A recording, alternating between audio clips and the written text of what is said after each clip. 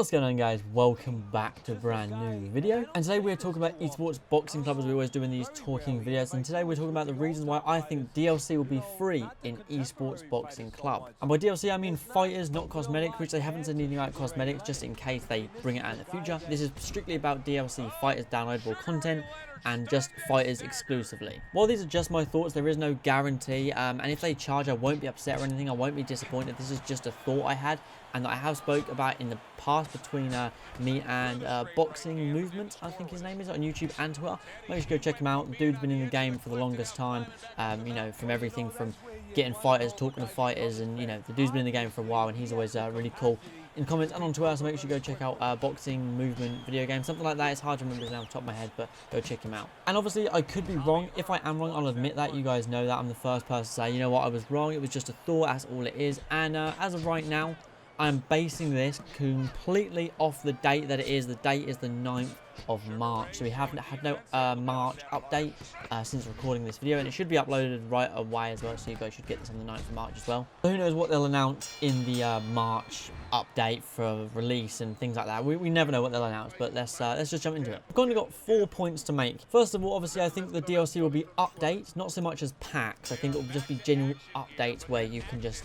there you are, they're there. Same as how UFC, while I'm not a fan of UFC 4, it's a terrible game, how they done the Kevin Holland and everyone like that. It's just an update. And all I ask of you guys, before putting a comment or anything, please just watch the entire video from start to end, so you know what I'm talking about, and make sure I don't miss anything out before anyone comments anything. So first reason, and almost the biggest reason in a sense, is the character creation.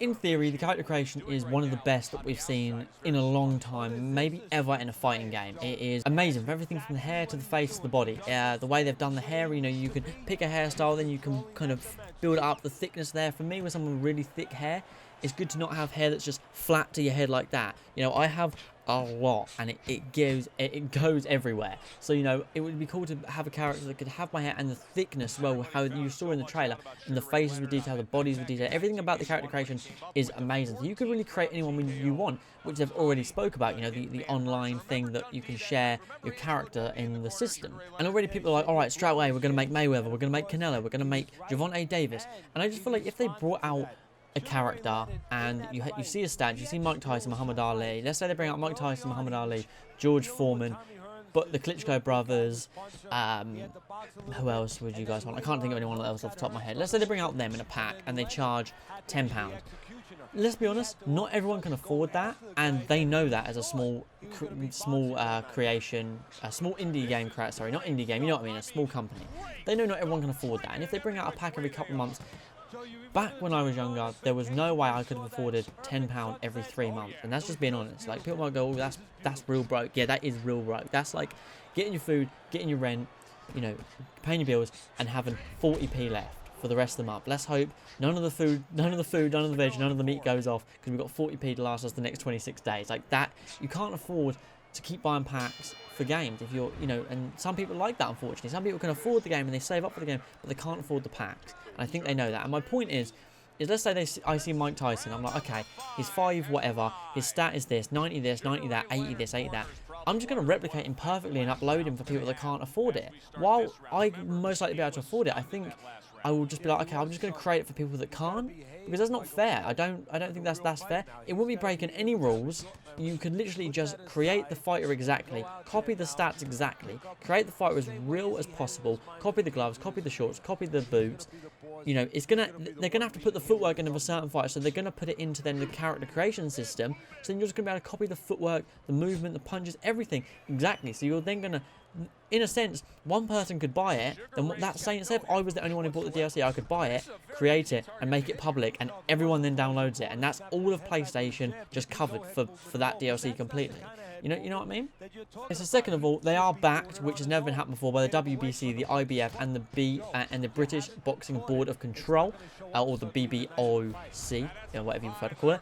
It seemed like a lot of fighters wanted to be in this game out of the joy. People are saying, well, you know, they have to they have to charge for DLC because it will pay fighters this or pay fighters that. I guarantee you, if you ask half of the prospects that are in this game, alright, we can't pay ya, do you still want to be in the first boxing game in the last 10 years? They will say yes. Like, people like Eddie Hearn, I guarantee you have no interest in being paid for this game.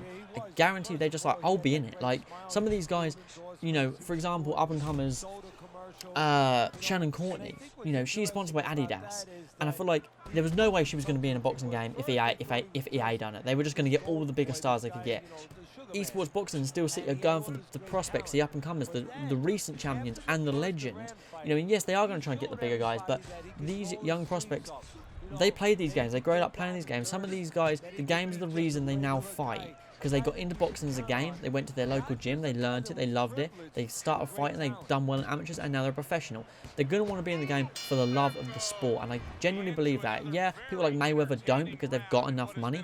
I feel like these guys are going to be in it for the love of the sport because they know in the long run, same as how you get a lot of young prospects post a lot on Instagram, they don't get paid for it, but they do it because in the long run, a follower and a follower and a follower, you gain 10 followers, one of those could buy merch, one of those could buy your pay-per-view. It adds up in the long term, and that's what a lot of these boxers think about. And a lot of these boxers have showed a lot more excitement for being in the game than I ever saw with Fight Night or I ever see with EA. A lot of them seem like they have to say it. Like when, you know, a lot of these new fighters added to UFC 4, while EA have butchered UFC as we know, they seem like they have to say it. I don't know if they do or not, I don't know, but it seems that way. It seems very forced. My third point is, although they are a small indie company, if you would call them that, it would make sense for them to charge like EA. It would make complete sense for them to do so.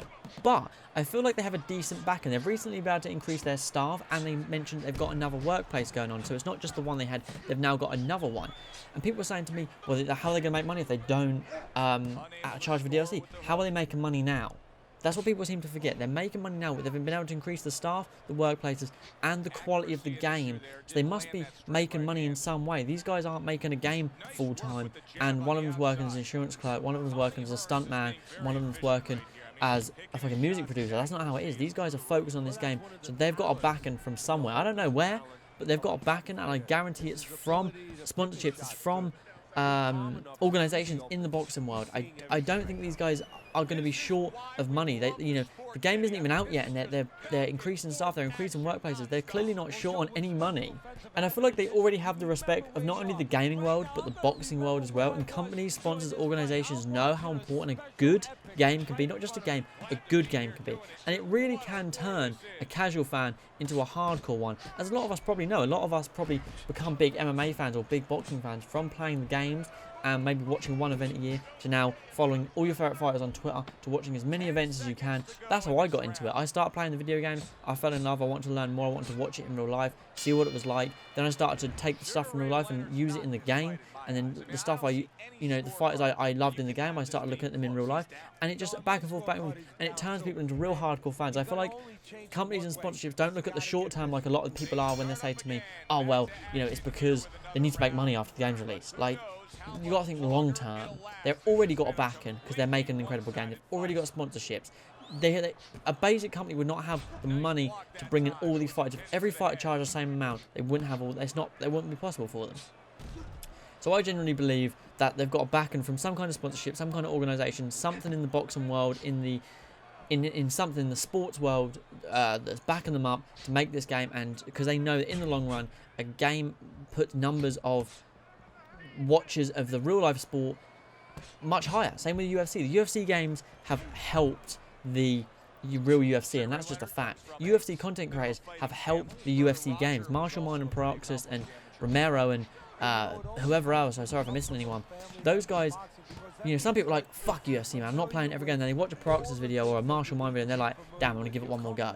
And they play it. You know, and I wouldn't have got really into playing the UFC games if I hadn't watched Marshall Mine back in the day. I enjoyed it, then when I watched Marshall, I was like, oh my god, there's so much you can do. And I carried on playing it. I recommended it to my friend after that, and he recommended it to his friend, and blah, blah, blah, blah. And it's always about, you know, a long-term gain. That's what it's about. And fourth and final point, is I can't imagine them wanting a pay-to-win system. Let's be honest, if you charge for Mike Tyson or Muhammad Ali, most heavyweights are going to lose to them. If you get two standard players or 2 decent level players, and one of them is a low level heavyweight that they enjoy using. Let's say, you know, I don't know, I can't think of many heavyweights in the game off the top of my head, but, you know, you got like Alexander Povetkin, great heavyweight, you know, but you go up against a Mike Tyson or a Muhammad Ali, he is going to get battered in the game 9 times out of 10. It would almost be unfair because it would make half the heavyweights, I feel like, useless, because a lot of them are going to be prospects. The stats aren't going to be phenomenal, whereas they're going to give Mike Tyson and Muhammad Ali a great stat base. So I feel like it would be unfair. I think like if they made DLC purchasable, I feel like there'd be a real pay-to-win system, and you know, not that I'd be disappointed, not that I'd be angry. I just think that'd be a bit unfair for people that can't afford the fighters. And, you know, obviously there is a part of me that says, well, from a content creation point of view, I could buy the fighters, make videos, and get tons of views on them. But to me, that's not even worth it. You know, I want everyone to enjoy the game, and I want everyone to enjoy it equally. I don't want someone that can afford the fighters to have more fun than someone that can't. Because sometimes, you know, stupid as it sounds, if you're real life, you're struggling with a bit of money and you go home and you want to play a game and you're just running into someone that's just bought a fighter and just kicking your ass repeatedly, that's just not fun, man. That just reminds you that you can't afford things, and I don't want the game to come across like that personally. But that's pretty much my points, guys. You know, I feel like they are focusing on the average player and the hardcore player for the gameplay, but the average player for things like money basis, forwarding things, content creation, things like that. So yeah, I just don't want to see the game become a pay-to-win system and then all the fighters be left behind and just used by DLC fighters, especially if not they're bringing out seasonal updates with seasonal fighters. I'd really be disappointed to see, like, you know, 8 fighters be added, but them all be paid to win. And then come 4 or 5 seasons, that's another 24 fighters, and then it's only going to be DLC fighters that are used. And I feel like then, say if someone gets the game 6 months late, they save up, they get the game 6 months late, they've then got to go and spend, who knows, between £6 and £10 per pack, which could be anywhere between 20 and 30 and 40 quid. I feel like that's almost unfair, personally. But, you know, I could be wrong. If I'm wrong, I will concede defeat. I will not be upset. I will not be angry. I'll just be like, come on, guys, maybe focus on the little guy that maybe can't afford the DLC packs all the time. But yeah, let me know your thoughts on this, guys. I could be completely wrong, but I just thought I'd make this video anyways. Don't forget to leave a like, subscribe down below, and I will catch you all in the next one.